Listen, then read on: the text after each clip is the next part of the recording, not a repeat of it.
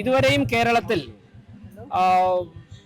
ഭരണരംഗത്ത് നടന്നിട്ടില്ലാത്ത തരത്തിലുള്ള ഒരു ഇടപെടലാണ് ഏറ്റവും അടിസ്ഥാന തലത്തിൽ നടന്നിട്ടുള്ളത്.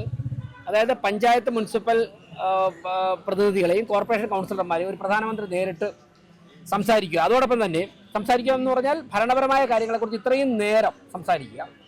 അതിനുശേഷം പ്രധാനമന്ത്രി തന്നെ ഇടപെട്ട് ഈ ജനപ്രതിനിധികളൊക്കെ തന്നെ വിവിധ കോർപ്പറേഷനിലേക്ക് മുനിസിപ്പാലിറ്റികളിലേക്ക് അയക്കുകയാണ്. ഇപ്പോൾ 10 സംഘമായി തിരിഞ്ഞ് ഇന്ത്യയിലെ ഏറ്റവും വിജയകരമായ പദ്ധതികൾ നടപ്പിലാക്കി പോകുന്ന 10 കോർപ്പറേഷനുകളിലേക്ക് പോയിരിക്കുകയാണ് കേരളത്തിലുള്ള ജനപ്രതിനിധി. അത് എല്ലാ സംഘത്തിലും തിരുവനന്തപുരം കോർപ്പറേഷനിലെ ആൾക്കാരുണ്ട്. ഇപ്പോൾ ഇന്ന് മധ്യപ്രദേശ് മുഖ്യമന്ത്രിയുമായി ഇന്ന് രാവിലെ തിരുവനന്തപുരം കോർപ്പറേഷനിലെ 3 കൗൺസിലർമാർ ഉൾപ്പെടുന്ന സംഘമാണ് കണ്ടിട്ടുള്ളത്. ഞാൻ മുഖ്യമന്ത്രി ബഹുമാനപ്പെട്ട മധ്യപ്രദേശ് മുഖ്യമന്ത്രിയുമായി ഫോണിൽ സംസാരിച്ചിരുന്നു. മധ്യപ്രദേശിൽ വിജയകരമായ പദ്ധതികൾ നടപ്പിലാക്കിയതിനെക്കുറിച്ച് അവർ പഠിച്ചുകൊണ്ടിരിക്കുകയാണ്. അതോടൊപ്പം തന്നെ ഫരീദാബാദ് കോർപ്പറേഷനിൽ ഇപ്പോൾ അവിടുത്തെ മേയറുടെ അധ്യക്ഷതയിൽ മീറ്റിംഗ് നടക്കുകയാണ്.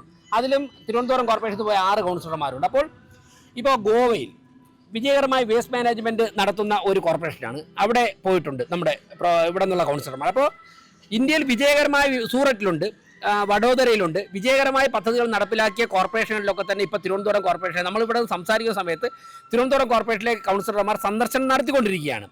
ഓരോ പദ്ധതികളുടെയും മുഴുവൻ വിവരങ്ങളും അവർ ശേഖരിക്കുന്നുണ്ട്. അതിൻ്റെ വീഡിയോ അതെങ്ങനെയാണ് പ്രവർത്തിക്കുന്നുള്ള വീഡിയോ റെക്കോർഡ് ചെയ്യുന്നുണ്ട്. ഇതൊക്കെ അവർ വന്നു കഴിഞ്ഞാൽ ഉടൻ തന്നെ ഞങ്ങൾ തിരുവനന്തപുരത്തുള്ള ഉദ്യോഗസ്ഥരുമായിട്ട് ചർച്ച ചെയ്യും. അതിനുശേഷം ഏതൊക്കെ പദ്ധതികൾ തിരുവനന്തപുരത്ത് നടപ്പിലാക്കാൻ സാധിക്കുമെന്ന് വിലയിരുത്തിയതിന് ശേഷം ഞങ്ങൾ കൺസേൺഡ് മിനിസ്ട്രികളിൽ ബന്ധപ്പെട്ട് നമുക്ക് ആ പദ്ധതി നടപ്പിലാക്കാൻ വേണ്ടി ബഹുമാനപ്പെട്ട പ്രധാനമന്ത്രിയുടെ സഹായം ഉണ്ടാകും. ഇതുവരെയും കേരളത്തിൽ ഇത്തരത്തിലൊരു ഇടപെടൽ നടന്നിട്ടില്ല. എത്ര മണിക്കൂറായിരുന്നു മോദിയായിട്ടുള്ള കൂടിക്കാഴ്ച? 1.5 മുതൽ 2 മണിക്കൂർ വരെ. ഒരു 4:30 മണിക്ക് തുടങ്ങി 6:15 6:30 കഴിഞ്ഞത്. അതിനുശേഷം കുറച്ചു നേരം കൂടി അദ്ദേഹം ഞങ്ങളോട് സംവദിക്കാനുണ്ടായിരുന്നു പരിപാടി കഴിഞ്ഞതിന് ശേഷം.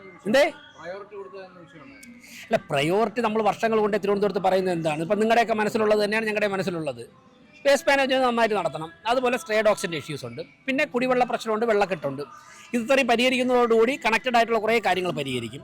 അതിനുശേഷം നമുക്ക് അതോടൊപ്പം തന്നെ ഇപ്പോൾ കോർപ്പറേഷനിലെ നിർമ്മാണ പ്രവൃത്തി ഞാൻ പറഞ്ഞല്ലോ, ആറ്റുകാൽ പൊങ്കാലയുടെ തലേ ദിവസമാണ് പല റോഡുകൾ മുമ്പ് പണി പൂർത്തിയാക്കിക്കൊണ്ടത്. അപ്പം ഞങ്ങൾ ആദ്യം ഈ ഭരണസമിതി ചുമതലയായിട്ട് ആദ്യം തന്നെ പറഞ്ഞു പൊങ്കാലയിടാൻ വരുന്നവരുടെ വസ്ത്രങ്ങളിൽ തന്നെ ടാറ് പിടിക്കുന്ന ഒരു അവസ്ഥയുണ്ടായിരുന്നു.